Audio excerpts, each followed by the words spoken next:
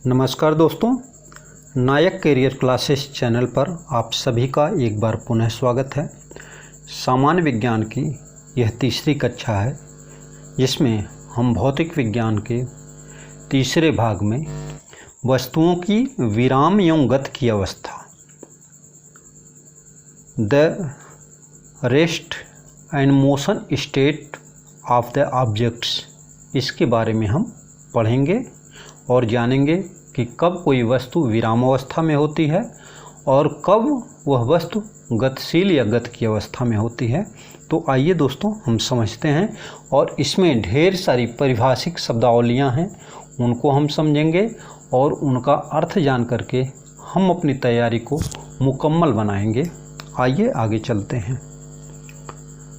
तो सबसे पहला है हमारा टॉपिक इसमें कि विराम की अवस्था क्या है। जैसे देखिए, कोई वस्तु आपने अपने सामने रखी हुई है, जब तक आप उस पर कोई बाह्य बल लगा करके, ठीक है, उसकी स्थिति में परिवर्तन नहीं करते हैं, तब तक माना जाता है कि वह वस्तु विराम अवस्था में है। आइए देखते हैं विराम की परिभाषा क्या है। यदि कोई वस्तु या पिंड समय के साथ किसी स्थिर वस्तु के सापेक्ष अपनी स्थिति नहीं बदलता है तो उसे विराम अवस्था कहते हैं। जैसे मान लीजिए कि आपने अपने मेज पर अपनी कोई पुस्तक रख दी है, ठीक है, और 1 घंटे के अंतराल पे आप देखते हैं कि वह पुस्तक आपकी उसी मेज पर है, यानी 1 घंटा बीत जाने के बावजूद भी उसकी स्थिति में कोई परिवर्तन नहीं हुआ है, तो आप कह सकते हैं कि आपकी पुस्तक मेज पर विराम अवस्था में है।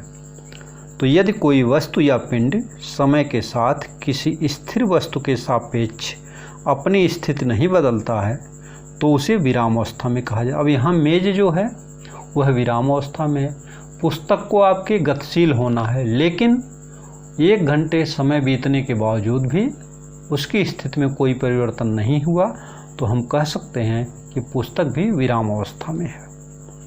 चलिए अब हम गति की अवस्था को समझते हैं।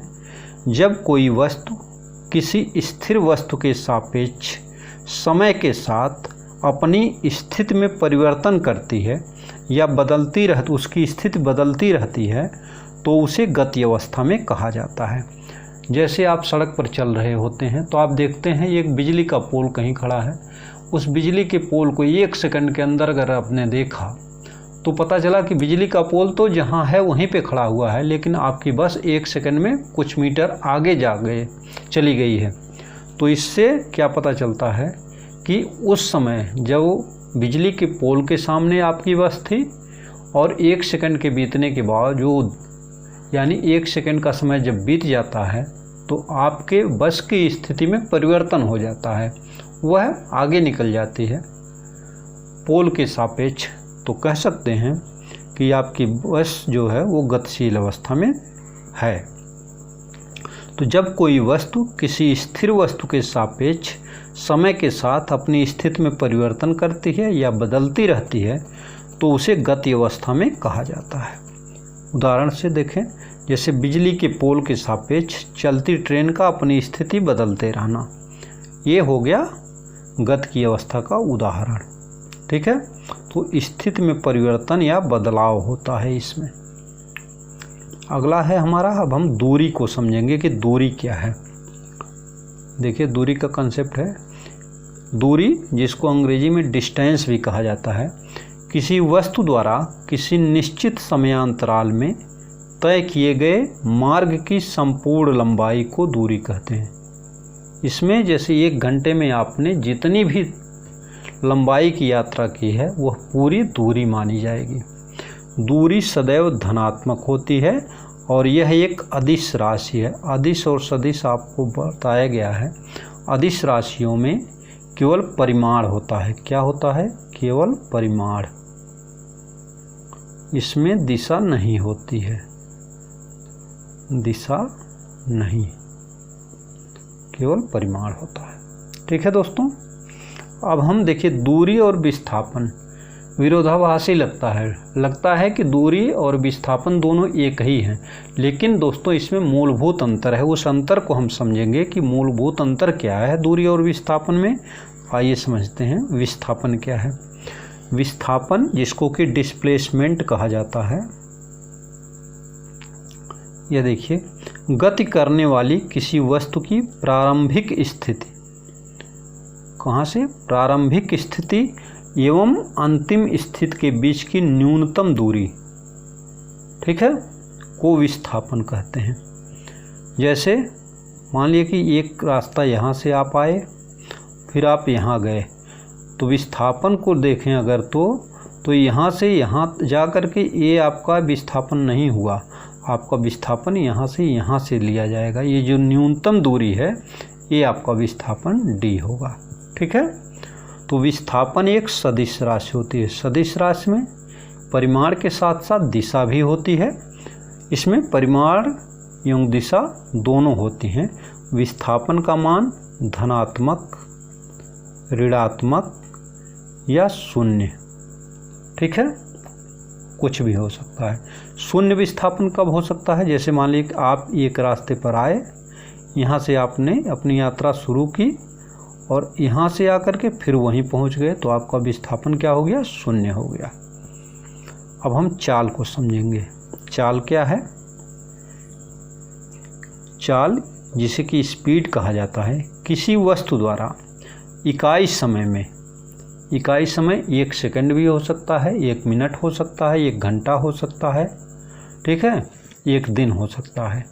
तो इकाई समय में तय की गई दूरी को उस वस्तु की चाल कहते हैं। जैसे 1 सेकंड में आपने 5 मीटर की दूरी तय की, तो आपकी चाल मानी जाएगी 5 मीटर प्रति सेकंड, ठीक है।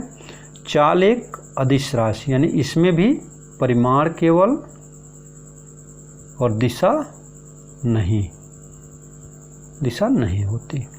चाल का एसआई मात्रक जो होता है मीटर प्रति सेकंड, इसको आप ऐसे भी लिख सकते हैं या मीटर प्रति सेकंड, इस रूप में, दोनों रूप सही हैं, जिस रूप में चाहें आप लिख सकते हैं। चाल का ही एक अन्य रूप होता है वेग, लेकिन दोनों में अंतर है। जैसे दूरी और विस्थापन में मूलभूत अंतर है, वैसे ही चाल और वेग में भी अंतर है। आइए हम वेग को समझते हैं। वेग यानी कि वेलोसिटी। वेलोसिटी क्या है? किसी वस्तु द्वारा किसी निश्चित दिशा में, यहाँ महत्वपूर्ण क्या है, दिशा, किसी निश्चित दिशा में तय की गई दूरी या किया गया विस्थापन उस वस्तु का वेग कहलाता है। वेग एक सदिश राशि, सदिश राशि और अदिश राशि को हमेशा आप ध्यान में रखेंगे। अदिश में केवल परिमाण, दिशा नहीं, सदिश में परिमाण और दिशा दोनों, इसमें दिशा एवं परिमाण दोनों होता है, ठीक है दोस्तों। और वेग धनात्मक, ऋणात्मक या शून्य हो सकता है। वेग का जो मात्रक होता है मीटर प्रति सेकंड, जैसे चाल का मात्रक है मीटर प्रति सेकंड, वैसे ही वेग का मात्रक भी मीटर प्रति सेकंड होता है, ठीक है। अब हम औसत चाल को समझेंगे कि औसत चाल क्या है। देखिए, औसत चाल यानी एवरेज स्पीड। औसत चाल क्या होता है? किसी वस्तु द्वारा चली गई कुल दूरी एवं लगे कुल समय का अनुपात जो होता है वो औसत चाल। मान लीजिए आपने 1 घंटे में 10 किलोमीटर चले, अगले 1 घंटे में 12 किलोमीटर चला आपने, और अगले 1 घंटे में आपने 14 किलोमीटर चला। तो 14, 12, 26, 10, 36 कुल दूरी आपने चला 36 किलोमीटर, और 3 घंटे में तो 36/3 कर देंगे, तो आपकी औसत चाल 12 किलोमीटर प्रति घंटा आ जाएगी, ठीक है। इस तरह से औसत चाल आप निकाल लेंगे, कुल दूरी और कुल समय को। अब हम त्वरण को समझेंगे। त्वरण एक्सीलरेशन, आप गाड़ी चलाते हैं, बाइक चलाते हैं, कार चलाते हैं, उसमें जो एक्सीलरेटर होता है वो क्या करता है? आपकी स्पीड को बढ़ा देता है, उस बाइक की, उस चाल की स्पीड को एक्सीलरेट करता है, यानी त्वरित माने तेज करता है। तो उसी से ये शब्द त्वरण लिया गया है। आइए देखते हैं त्वरण क्या है। त्वरण यानी कि एक्सीलरेशन, किसी वस्तु के वेग परिवर्तन की दर को, यानी कि मान लीजिए 1 सेकंड में उसके वेग में कितना परिवर्तन हो गया, कितना बढ़ गया या घट गया, इसी को त्वरण कहते हैं। त्वरण धनात्मक ऋणात्मक दोनों होता है। जब धनात्मक त्वरण होता है तो वेग बढ़ता है, और जब ऋणात्मक त्वरण होता है तो वेग घटता है। और ऋणात्मक त्वरण को रिटार्डेशन या मंदन कहा जाता है। रिटार्डेशन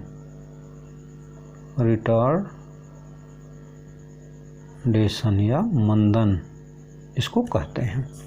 देखिए, तो वेग परिवर्तन की दर को त्वरण कहते हैं। इसका मात्रक जो होता है मीटर प्रति वर्ग सेकंड, यानी कि मीटर प्रति सेकंड लिख करके इस पे स्क्वायर लग जाता है।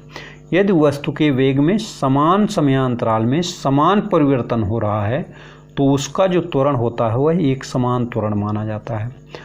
और यदि वस्तु के वेग का परिमाण समय के साथ साथ बढ़ रहा है तो वस्तु का त्वरण धनात्मक होगा, और यदि वस्तु के वेग का परिमाण समय के साथ साथ घट रहा है तो वस्तु का त्वरण ऋणात्मक या निगेटिव होगा, जिसे कि रिटार्डेशन या मंदन कहते हैं।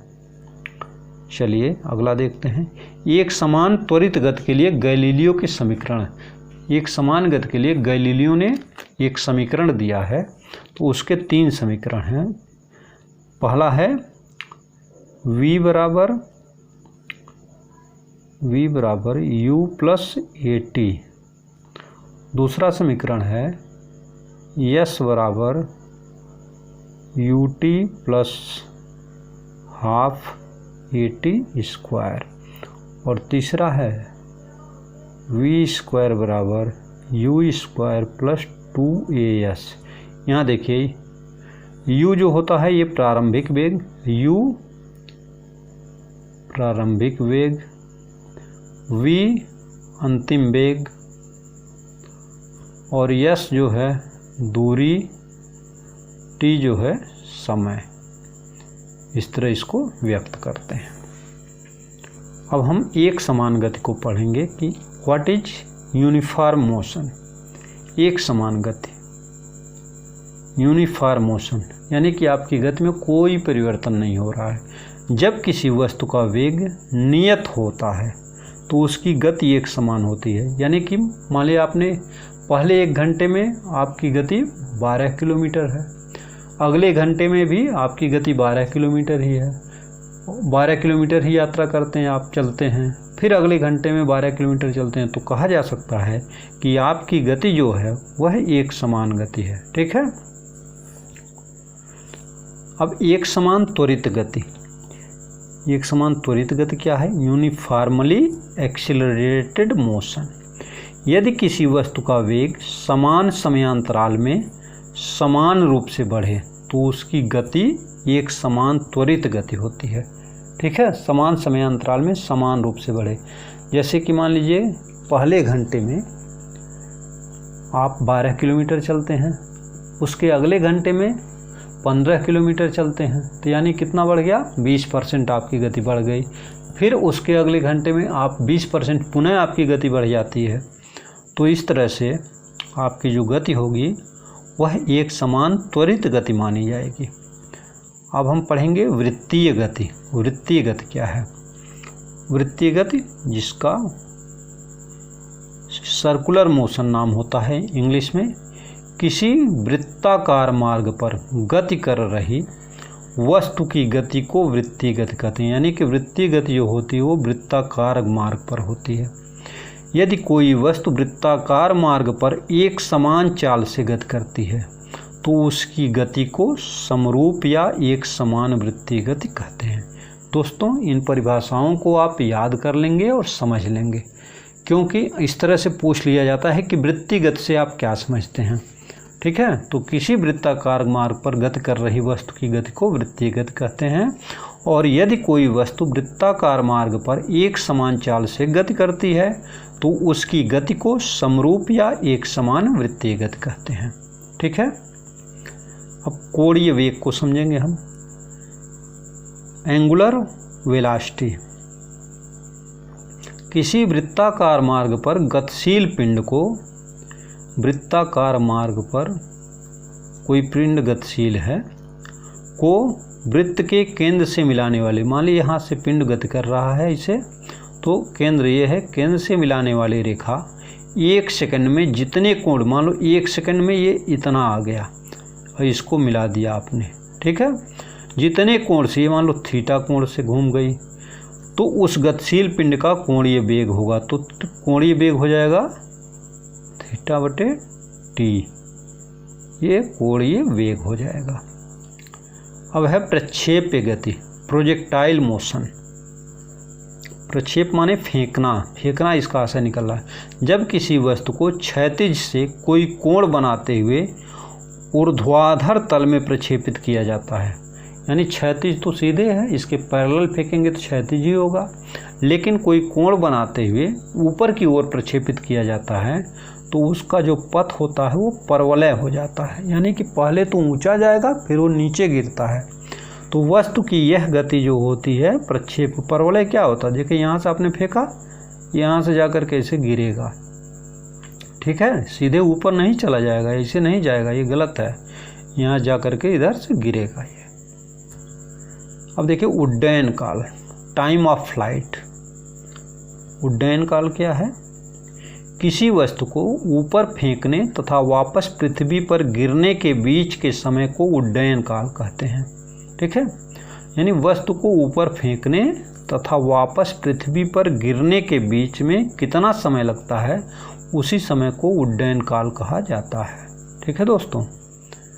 अगला है परास, रेंज, परास या रेंज। कोई वस्तु अपने उड्डयन काल में, यानी कि फेंकने में और वापस पृथ्वी पर गिरने में जितना समय लगता है वही उड्डयन काल हो गया। तो उड्डयन काल में जितनी क्षैतिज दूरी तय करता है उसे उस वस्तु का परास कहते हैं, ठीक है,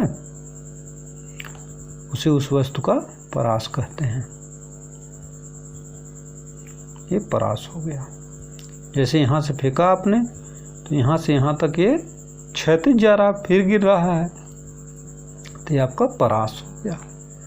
इस तरह से हमने आज गति, चाल, वेग, त्वरण, एक समान गति, औसत चाल, इन सारे टॉपिक्स को या इन सारे शब्दावलियों को समझा। अब आप आज का प्रश्न है कि औसत चाल किसे कहते हैं, ठीक है, औसत चाल की क्या परिभाषा है। आप कमेंट बॉक्स में इसका उत्तर लिखेंगे। साथ ही आपसे पूर्व की भांति पुनः निवेदन, चैनल को लाइक, शेयर, सब्सक्राइब करते हुए बेल आइकन तो अवश्य दबा लें, जिससे आने वाले वीडियो का नोटिफिकेशन सबसे पहले आप तक पहुंचे। नमस्कार, धन्यवाद।